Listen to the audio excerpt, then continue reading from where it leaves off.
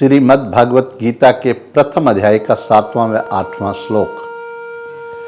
अस्माकं तु वसिष्ठा ये तान निबोध द्विजुत्तम नायका मम सैन्य से संज्ञा अर्थम तान ब्रवीमते भवान भीषम च कर्णश्च किरपश्च स्मितंजय अवस्थामा विप्रणश्च सोमदति ते एवच।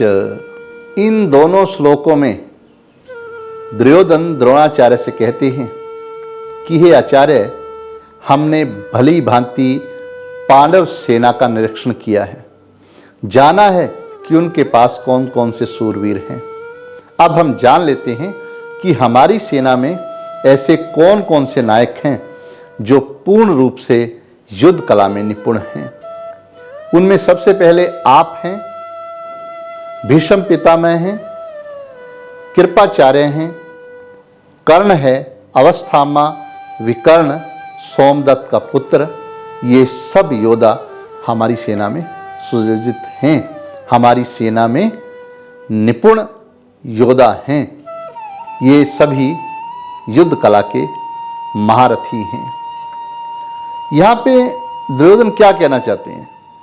दुर्योधन पूरी तरह से जानकारी लेना चाहते हैं कि हमारी व पांडवों की सेना में कौन कौन से योद्धा किस स्तर के हैं, किस प्रकार हम उस विजय को हासिल कर सकते हैं, कौन कौन सी कमियां पांडवों के अंदर दिखाई देती हैं और कौन कौन सी जो विशेषताएं हैं वो हमारी सेना में हैं, ताकि हम अच्छी तरह से युद्ध का निरीक्षण कर लें, सेना का निरीक्षण कर लें, ताकि युद्ध जीतना आसान हो जाए।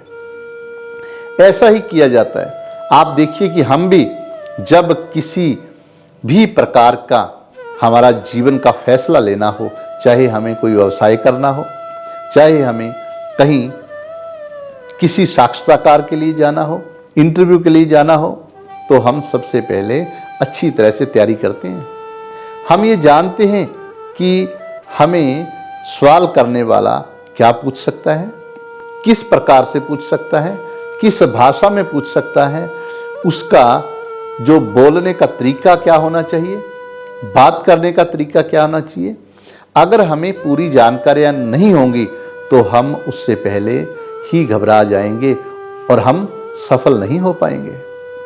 अगर हमें पूरी जानकारी हो, हमें पता हो कि हम जो कर रहे हैं कहाँ पे हम उसमें सक्षम हैं और कौन कौन से ऐसे पॉइंट हैं, बिंदु हैं जहाँ पे हमारे में कमी है, तो हम उनको संपूर्ण कर लें, उनके बारे में और जानकारी ले लें, ताकि हम पूरी तरह से निपुण होकर जब किसी के सामने जाते हैं तो हमारे अंदर से भय खत्म हो जाता है।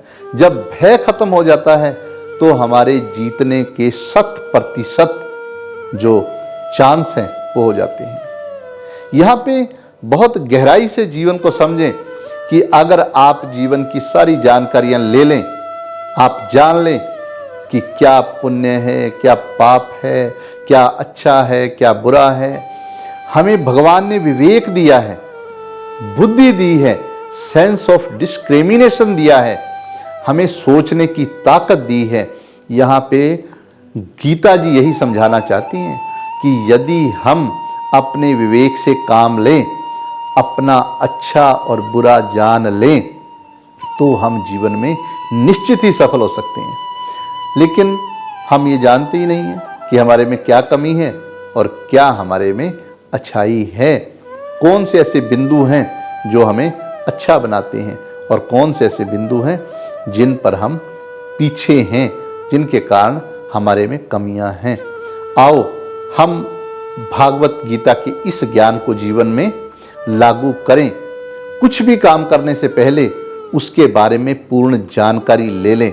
अगर आप जानकारी नहीं लेंगे तो वो विषय आपके लिए एक अद्भुत बन जाएगा। जब आप उसका सामना करोगे तो आपके मन में घबराहट होगी, आप सफल नहीं हो पाओगे।